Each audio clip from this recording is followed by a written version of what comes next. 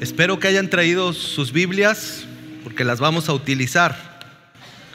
¿Les gusta utilizar su Biblia entre semana? Todos los días. O sea, si me la enseñas va a estar bien gastadita de las hojas y todo. ¿Sí o no? Muy bien. Acompáñenme a 2 de Timoteo. En lo que tú llegas ahí, nada más quiero darte algunos antecedentes de la carta. La semana pasada que festejamos el Día del Padre, hablamos acerca de este pasaje y el recordatorio que Pablo le hace a su hijo Timoteo. Hablamos de que este capítulo en específico 2 de 2 de Timoteo es un capítulo que nos habla acerca de el liderazgo. Y si tú te preguntas ¿qué es un líder? ¿Qué es ser un líder? Creo que podríamos resumir el significado del liderazgo con una sola palabra. Ser líder significa o implica ser influencia. Y el liderazgo de la iglesia es importante. Los líderes en la iglesia van a tener un impacto significativo no solamente dentro de la iglesia, sino en la salud y en la madurez de la congregación. Por eso Pablo está tratando de desarrollar en la vida de Timoteo no solamente una visión concreta de lo que significa ser un líder en la iglesia, sino que Pablo también está buscando desarrollar la comprensión, el conocimiento y el carácter necesario para poder desarrollar esa función. ¿De qué manera va Timoteo a influenciar a su mundo? ¿De qué manera Timoteo va a influenciar a la iglesia? ¿Cómo va a dejar una huella en la iglesia del trabajo que él está haciendo como pastor del rebaño? Por eso es necesario que el apóstol Pablo le entregue este mensaje a su hijo espiritual. Al final de su vida, estamos en el final del ministerio del apóstol. Sin duda que él está preparando el corazón de la siguiente generación de pastores y comienza con Timoteo. Sabemos que Timoteo es un joven, un hombre ya ahora que ha crecido al lado de Pablo. Desde que Pablo le compartió el evangelio, recuerdan ustedes que esto lo inició la abuela y la madre de Timoteo. Así es que fue un buen crecimiento ahí con su familia, pero no fue hasta que Pablo llegó cuando le presentó el evangelio, lo fortaleció como creyente, lo enseñó, lo instruyó y después lo preparó y después lo envió como un pastor de la iglesia a compartir el evangelio, a compartir la palabra de Dios. Así es que este joven ha crecido al lado de Pablo. Y aquí en el capítulo número 2 de 2 de Timoteo, el desafío es para que Timoteo abrace su llamado como líder. No importa el costo, no importa lo que tenga que suceder, incluso si tenga que derramar su vida, porque eso es lo que el apóstol Pablo está compartiendo.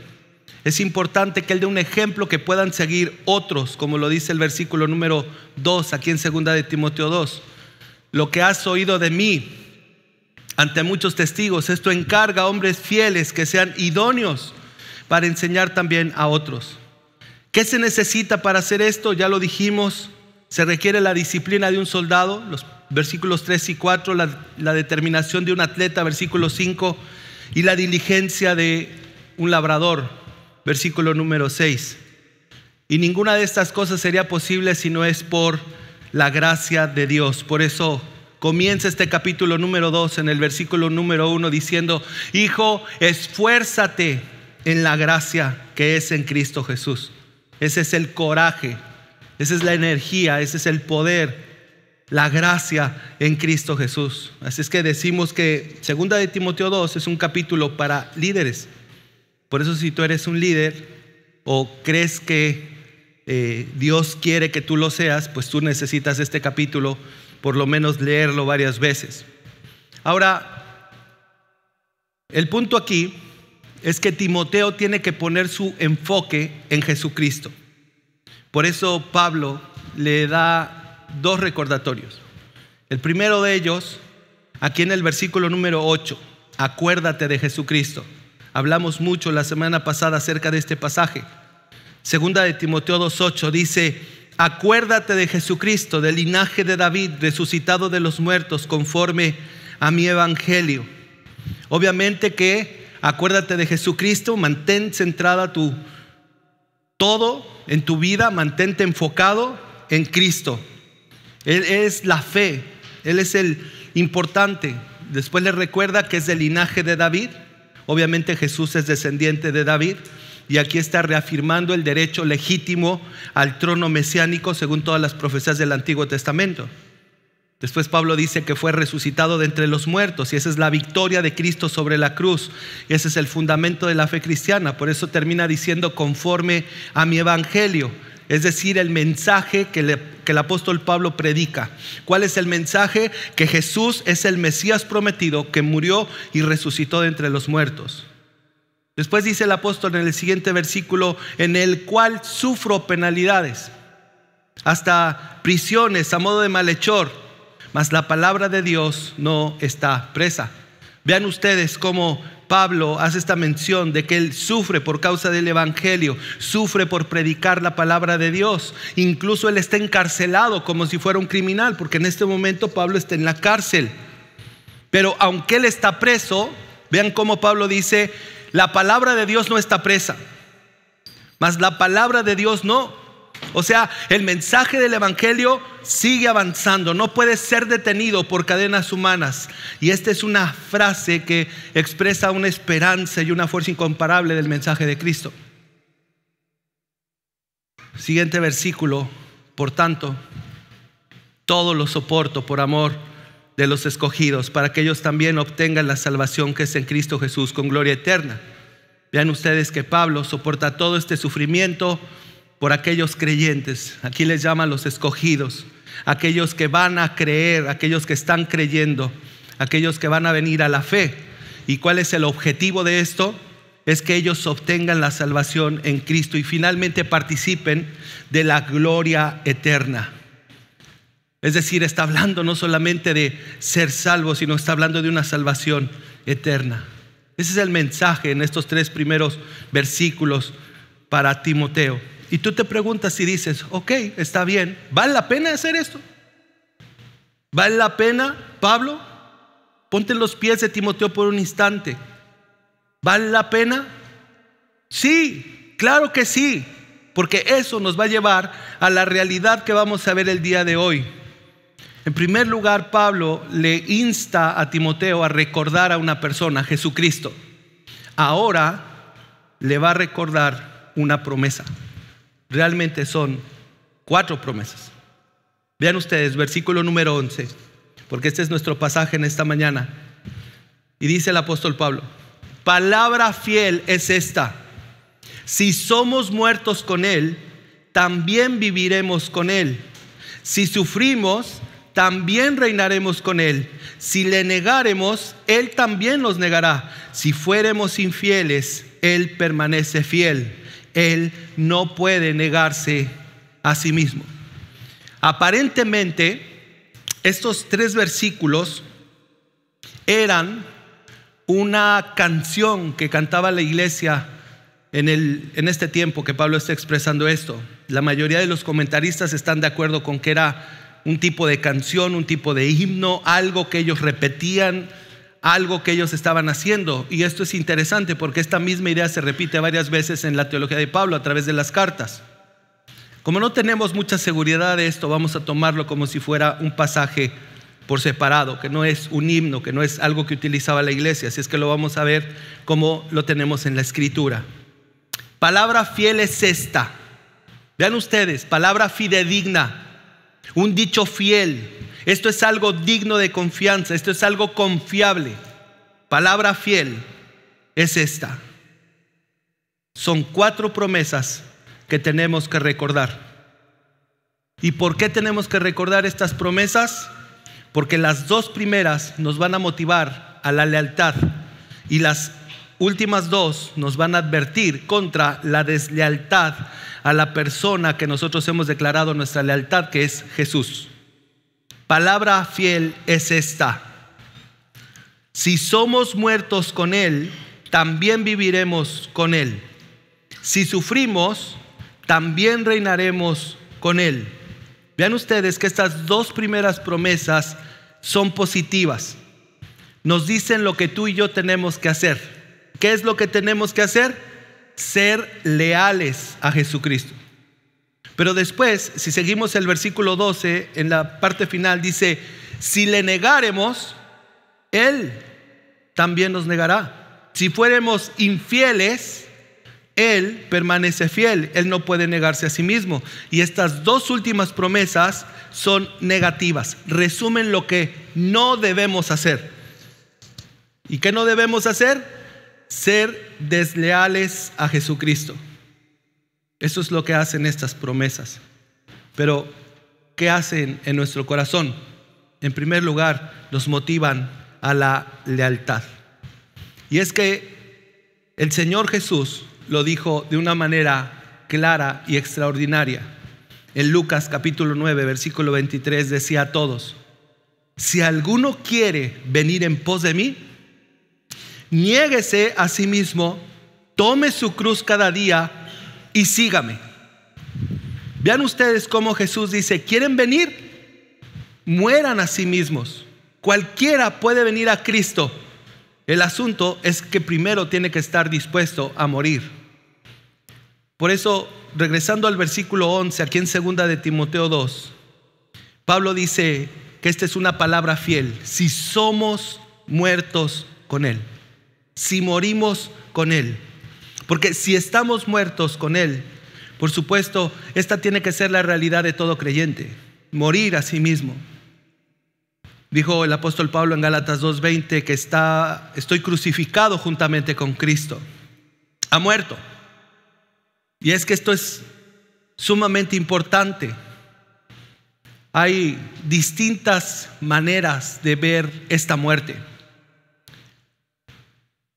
Hay diferencias respecto a qué se refiere esta muerte. Y creo que lo puedo resumir en dos. Algunos comentaristas dicen que se refiere a la muerte espiritual, a la muerte al pecado, en virtud de que estamos unidos a Cristo Jesús. Algunos dicen que de eso se trata esta muerte, de si somos muertos con Él, a la muerte espiritual. Y de hecho eso es lo que el apóstol Pablo en Romanos capítulo número 6, cuando habla de que estamos sepultados juntamente con Él para muerte por el bautismo, a fin de que como Cristo resucitó entre los muertos por la gloria del Padre, así también nosotros andemos en vida nueva. Eso es como una muerte espiritual. Pero también podemos ver otro tipo de muerte, una muerte al yo, una muerte a la seguridad de nuestros propios hechos, de nuestros propios actos, una muerte a nosotros mismos en la medida en que tomamos nuestra cruz y le seguimos. El apóstol Pablo expresa también esta idea en su primera carta a los Corintios, en el capítulo 15, versículo número 31. Os aseguro, hermanos, por la gloria que de vosotros tengo en vuestro Señor Jesucristo, que cada día muero.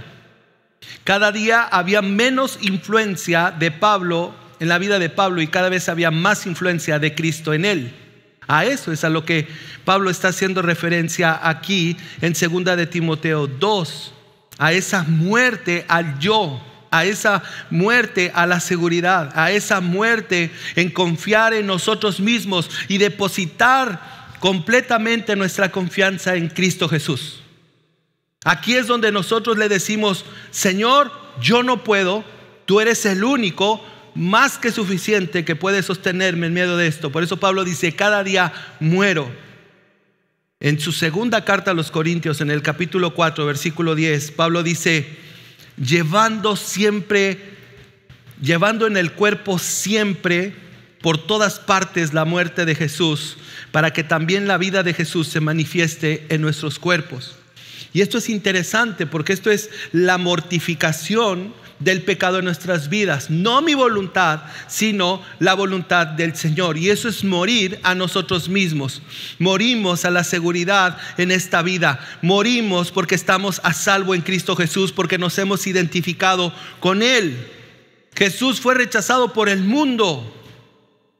¿Deberíamos esperar que el mundo se haga nuestro amigo? No. Nosotros ya estamos muertos, hemos renunciado a todas esas cosas mundanas, hemos muerto. ¿Y por qué morimos?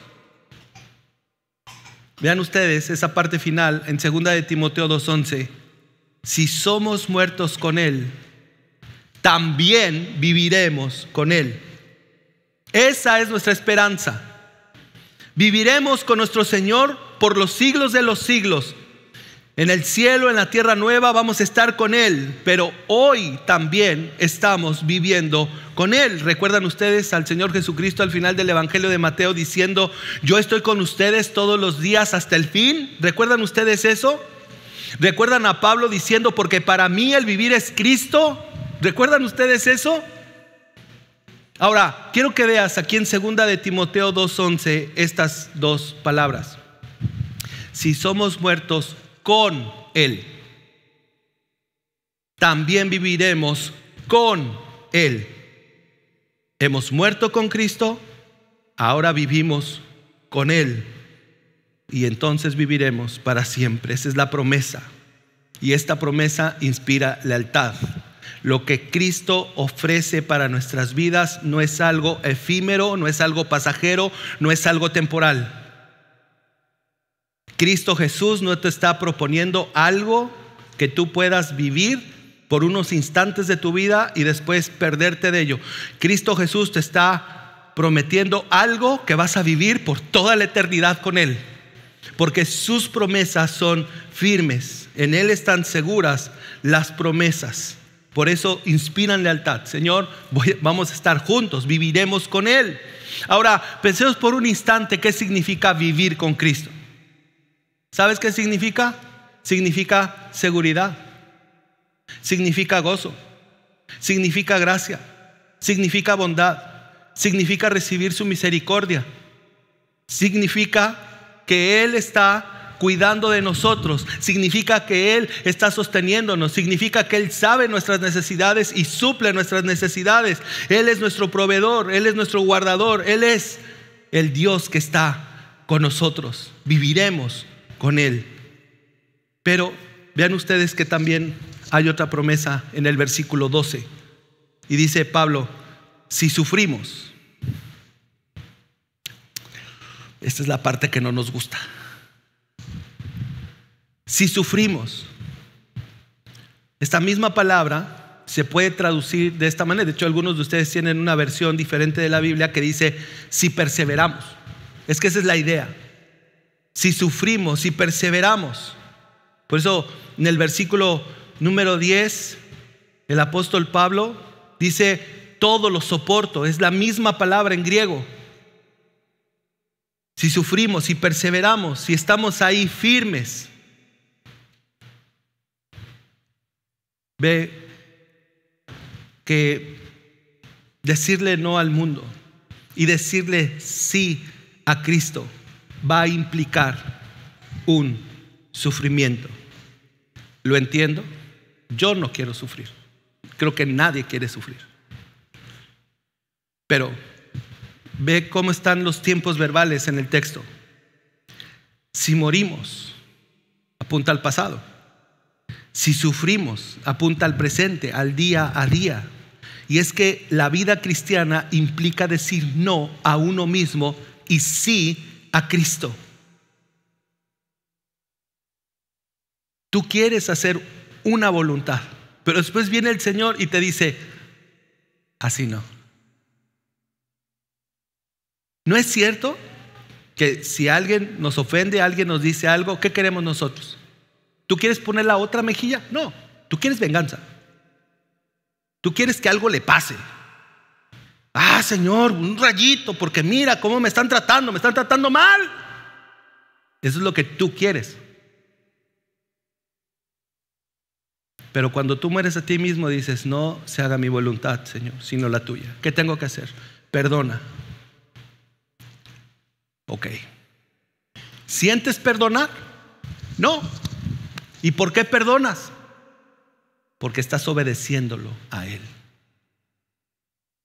Eso hay que hacer, Señor. Eso hago. No hay más. ¿Qué hiciste? Moriste a ti mismo. Pero Cristo está viviendo en ti y eso causa sufrimiento.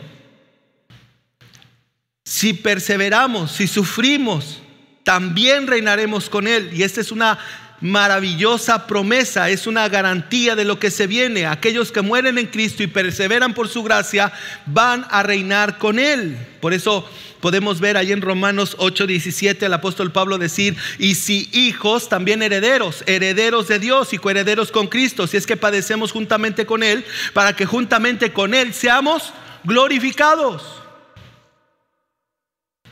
Acuérdate de estas promesas, Timoteo, porque estas promesas inspiran lealtad.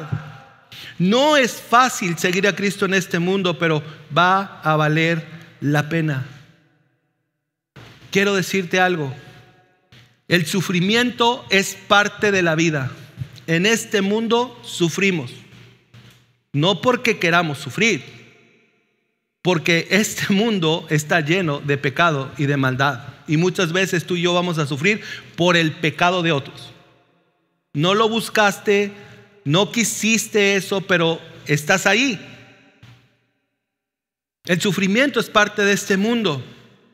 Y entonces tú dices: ¿qué diferencia hay sufrir en el mundo o sufrir en Cristo?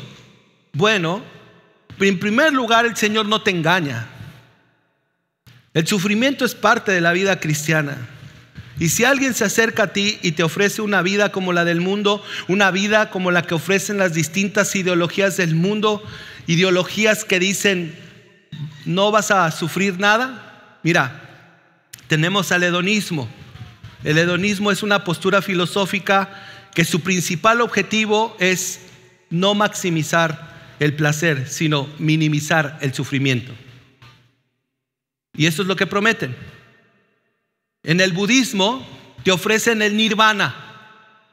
El nirvana es como un estado de liberación del sufrimiento, y entonces empieza el ciclo del renacimiento, se extingue el deseo, se extingue el sufrimiento.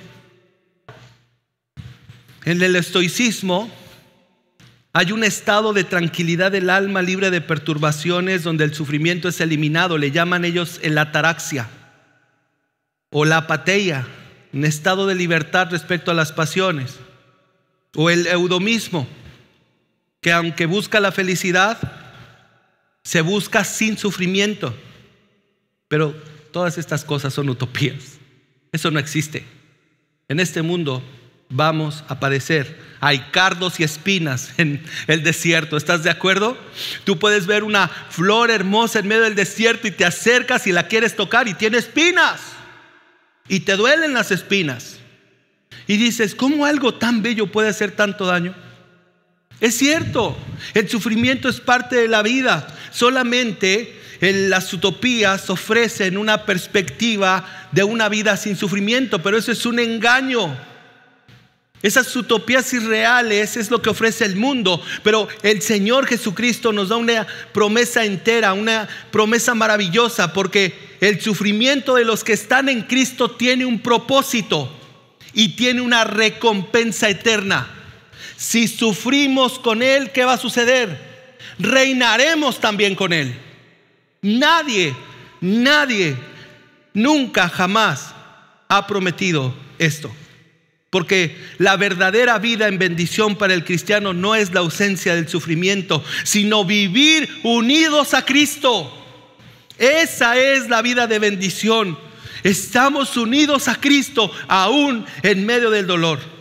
Y en este contexto, la bendición suprema es la comunión con Cristo, tanto en su muerte como en su resurrección, como dijo el apóstol Pablo en Romanos capítulo número 6. Por eso, queridos, el sufrimiento no es la ausencia de bendición.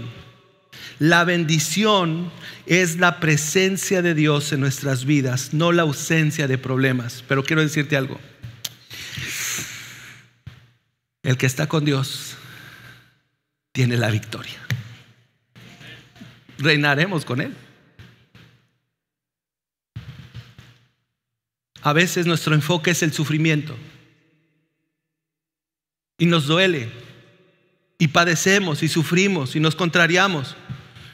y nos autoconmiseramos de nosotros mismos y hablamos acerca de nuestro sufrimiento, hablamos acerca de lo mal que la estamos pasando. Pero sabes una cosa, aquellos que están en Cristo Jesús saben que todas estas cosas son pasajeras, porque viene un día en el cual van a estar con Él, van a estar a su lado, y las cosas viejas pasaron y todas son hechas nuevas, y entonces vamos a estar con Él en un lugar donde no hay más tristeza, no hay más dolor, no hay más quebranto. Estaremos con Él eternamente y para siempre. Esta es una promesa maravillosa. Los sufrimientos de este mundo son pasajeros, pero las bendiciones que Cristo otorga son eternas. Y no solamente eso, las podemos ver aquí en la tierra también. Podemos ver su mano, podemos ver su gracia, podemos ver su poder. Acabamos de leer ese maravilloso pasaje en el libro de Génesis. Imagínate nada más, cuando todo está perdido, están muriendo de hambre, ellos no tienen nada que comer, están sin nada. Jehová su proveedor, Jehová el Señor. Es que uno de sus hermanos, al que ustedes no querían y lo vendieron como un esclavo y lo dieron por muerto, yo lo puse como rey para que ustedes sean bendecidos y no mueran. Por eso dice la palabra de Dios que de lo vil y de lo menospreciado nos sacó el Señor. Porque es cierto, cuando la gente piensa que tú y yo no tenemos ningún valor, cuando la gente piensa que tú y yo no somos nada, ahí viene el Señor Jesucristo y nos da una nueva vida y nos hace sus hijos. Tenemos un lugar en su mesa, estamos sentados a su lado. Esa, queridos, esa es la bendición en medio del sufrimiento. Por eso es que debemos de mantenernos leales al Señor.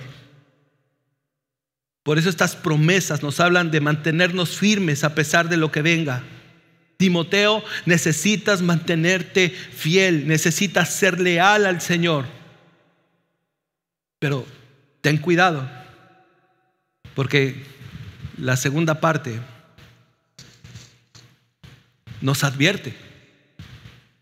Y quiero que veas el versículo 12 aquí en 2 de Timoteo 2. Si le negáremos, Él también nos negará. Si fuésemos infieles, Él permanece fiel. Es una seria advertencia, es una advertencia fuerte, es un lenguaje fuerte, un problema real. Aquí mismo en la segunda carta de Timoteo, en el capítulo número 1, en el versículo 15, Pablo le recuerda a Timoteo: ya sabes esto, que me abandonaron todos los que están en Asia, de los cuales son Figelo y Hermógenes. Me han abandonado, se alejaron de mí. Es trágico, pero es cierto. Hay personas que se identifican con Cristo solamente temporalmente. Luego, cuando la emoción se va, lo niegan. Hay personas que profesan a Cristo, pero más tarde las emociones del mundo las absorben de nuevo y nuevamente están en las garras del mundo. ¿Qué les pasó a esos individuos? Y algunos dicen: bueno, son las ovejas descarriadas. Quizá, pero Pedro negó a su Señor.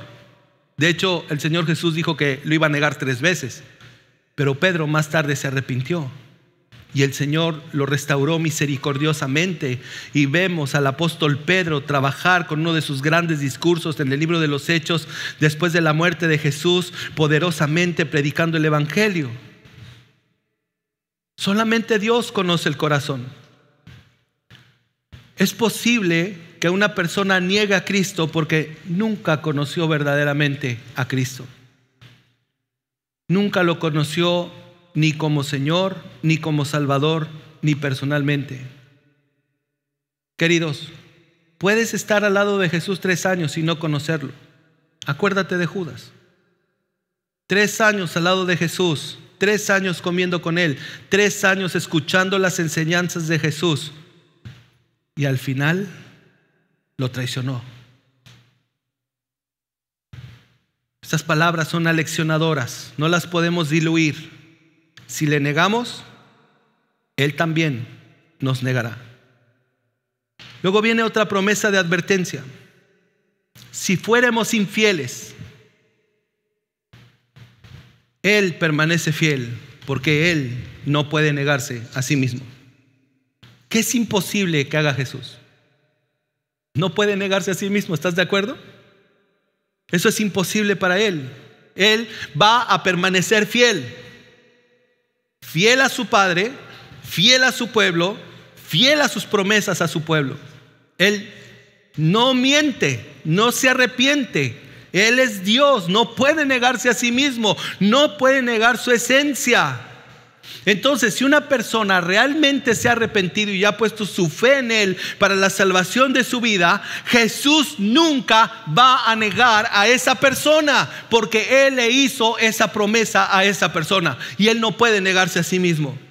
Por eso Juan capítulo 10 versículo 27 dice: mis ovejas oyen mi voz y yo las conozco y me siguen, y yo les doy vida eterna y no perecerán jamás, ni nadie las arrebatará de mi mano. Esa es la promesa de Jesús para todos aquellos que han venido a Él. Cuando Jesús le da a alguien la vida eterna, nunca va a perecer esa persona. Un verdadero hijo de Dios nunca puede llegar a ser otra cosa más que un verdadero hijo de Dios, porque eso es lo que Dios dijo que nosotros somos. Esa es una promesa que nos da bastante seguridad. Pero en este contexto, si fuéramos infieles, del griego apisteo, el ser infiel significa ausencia de fe. No solamente una fe débil o una fe no confiable, no hay fe. ¿Y quién no tiene fe? Los que no son creyentes, los que no son salvos. Y estos que no son salvos van a negar a Cristo. ¿Por qué? Porque nunca tuvieron fe para la salvación de sus vidas. Pero, ¿qué pasa si una persona es infiel o no cree? ¿Qué sucede? Bueno, Pablo está haciendo esta pregunta, esta afirmación: si fuéramos infieles, Él permanece fiel. Yo quiero que veas cómo Pablo se está incluyendo. Si fuéramos, Pablo no se queda afuera. Él está incluyéndose dentro de el argumento. Nosotros, si nosotros fuéramos, ¿qué pasa si nosotros somos infieles? Dice Pablo. Aquellos que decimos seguir a Jesús, aquellos que estamos conectados con su iglesia, que pertenecemos a su pueblo, si hacemos eso, si damos evidencia de que carecemos de una fe verdadera y salvadora, si somos infieles, ¿qué va a hacer Cristo? ¿Qué va a hacer Cristo? Él permanece fiel. Él va a permanecer fiel. ¿No puede repudiar a quién? ¿A la persona que es infiel? No. Él no puede repudiarse a sí mismo. Él nunca rompe una promesa. Él nunca deja ir a alguien que verdaderamente es suyo, pero Él nunca se va a quedar con alguien que nunca ha llegado a ser verdaderamente suyo. Él es fiel y va a cumplir su promesa. Eso es firme. Es una advertencia seria. Así como nadie los arrebatará de mi mano, así también los que no son, no son. Punto. Él es fiel. Él es fiel. Él va a ser fiel a estas advertencias. Él va a cumplir estas promesas. Él va a cumplir estas palabras. William Hendrickson lo expresó de esta manera: la fidelidad de su parte significa llevar a cabo sus amenazas, así como sus promesas. Si Cristo no permaneciera fiel a su amenaza ni a su promesa, se estaría negando a sí mismo, porque en ese caso dejaría de ser la verdad. pero para Él es imposible negarse a sí mismo. Si fuera posible, ya no sería Dios. Te preguntas, ¿de qué amenazas está hablando William Hendrickson? Mateo capítulo 10, versículo 32. A cualquiera pues que me confiese delante de los hombres, yo también le confesaré delante de mi Padre que está en los cielos. Y cualquiera que me niegue delante de los hombres, yo también le negaré delante de mi Padre que está en los cielos. A esas amenazas. Ese es el punto. Son palabras difíciles, pero son palabras necesarias. Es una promesa que nos advierte contra la deslealtad a Cristo. Y sabes una cosa, tú y yo necesitamos esta advertencia. Necesitamos esta palabra.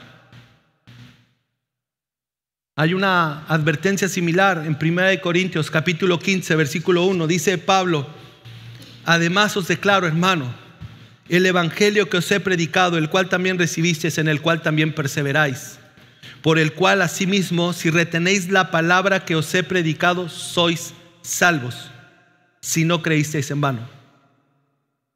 En pocas palabras, el Señor mantiene a aquellos que Él salva eternamente seguros. Él va a hacer todo lo necesariamente posible para que nosotros estemos seguros en sus brazos.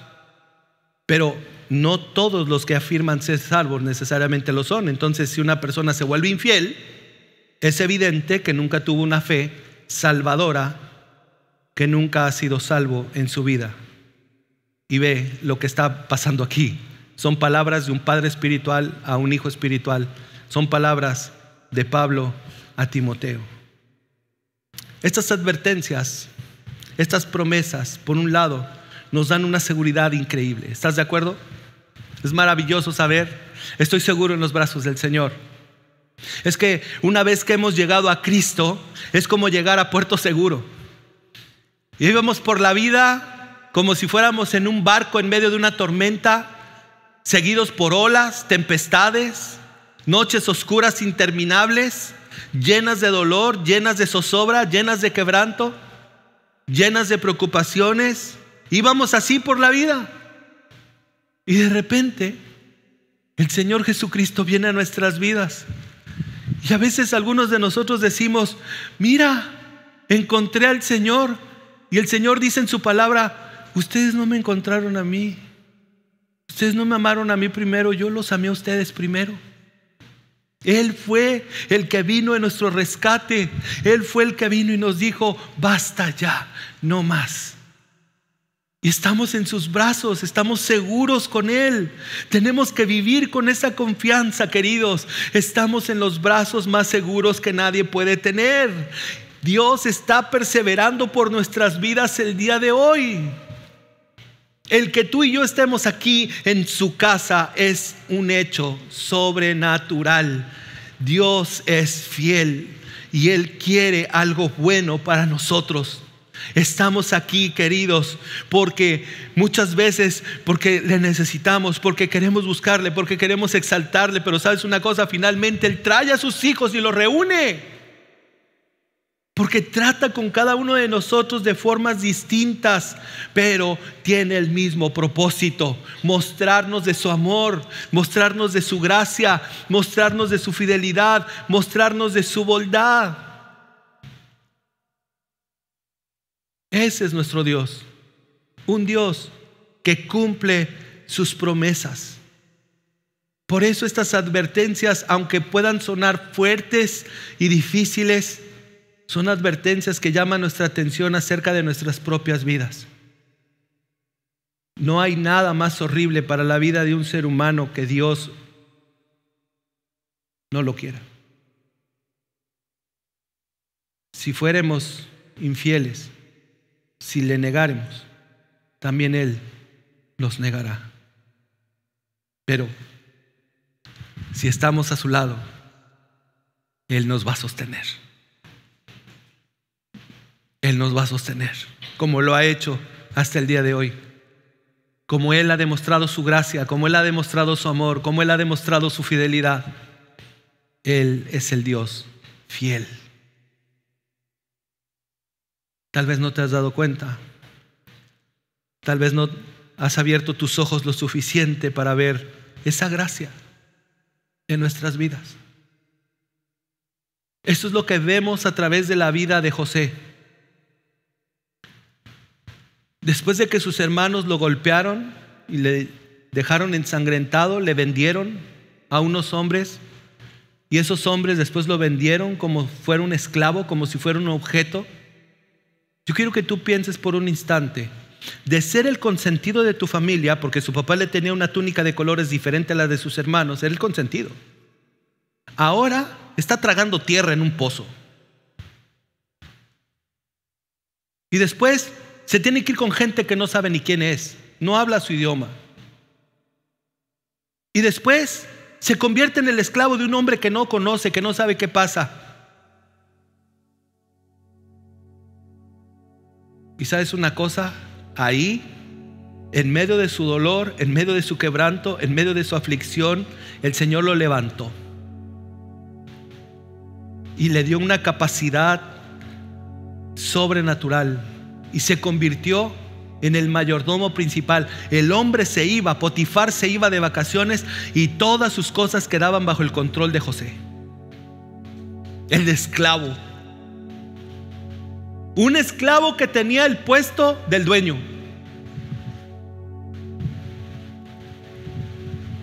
Y después la esposa de Potifar lo acusa que se quería acostar con él y lo echan a la cárcel.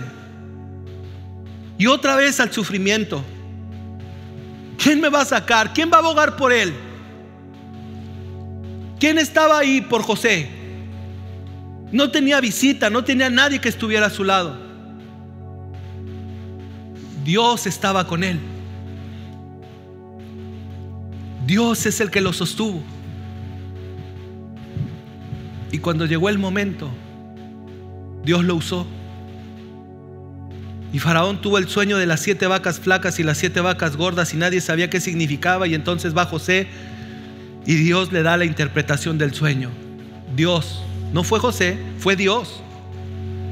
Y entonces Faraón, movido por Dios, pone a José como el administrador de todos los bienes. Tú vas a administrar todo esto. Y es el segundo al mando en Egipto. Y tenía una buena vida, tenía su esposa, tenía sus hijos, tenía todo lo que quería, la posición más importante de Egipto. Literalmente este hombre, quiero que se muera alguien, mata a ese, y se moría. Un poder increíble. Claro, no lo usaba así. Pero entonces vienen sus hermanos. Y ya no fue un tipo de sufrimiento de estoy solo. Ya no fue un tipo de sufrimiento de no hay nadie conmigo. Ahora es un tipo de sufrimiento distinto, en donde todas las entrañas se le revolvieron y se acordó de todo lo que estaba pasando y de cómo sus hermanos lo habían vendido. Y todas estas emociones vinieron. ¿Y qué fue lo que hizo José?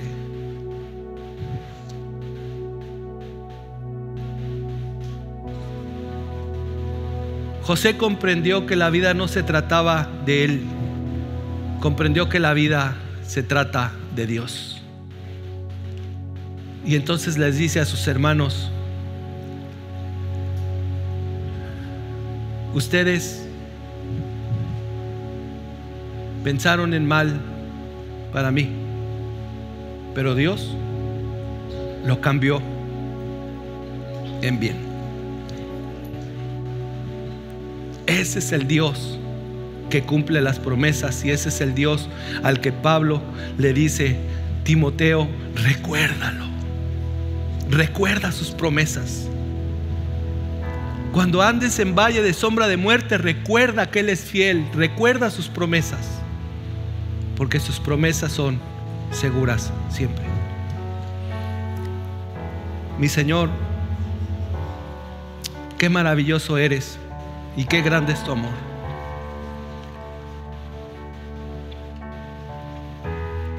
No quisiera estar en los zapatos de José por todo lo que pasó, pero es extraordinario ver el trabajo que tú hiciste con la vida de ese hombre.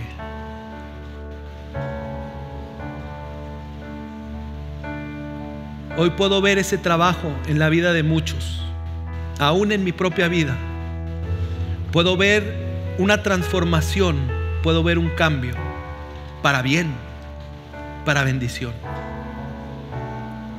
Pero es que así, Señor, tomas a los tuyos y los bendices. Así es como tú, Señor, muestras tu amor cuando nos sostienes en medio de la necesidad, cuando nos das de tu gracia que no merecemos, cuando recibimos de tu misericordia que no buscamos. Ahí, en medio del dolor, estás tú. Y vienes a nuestras vidas como un vaso de agua refrescante en medio del desierto.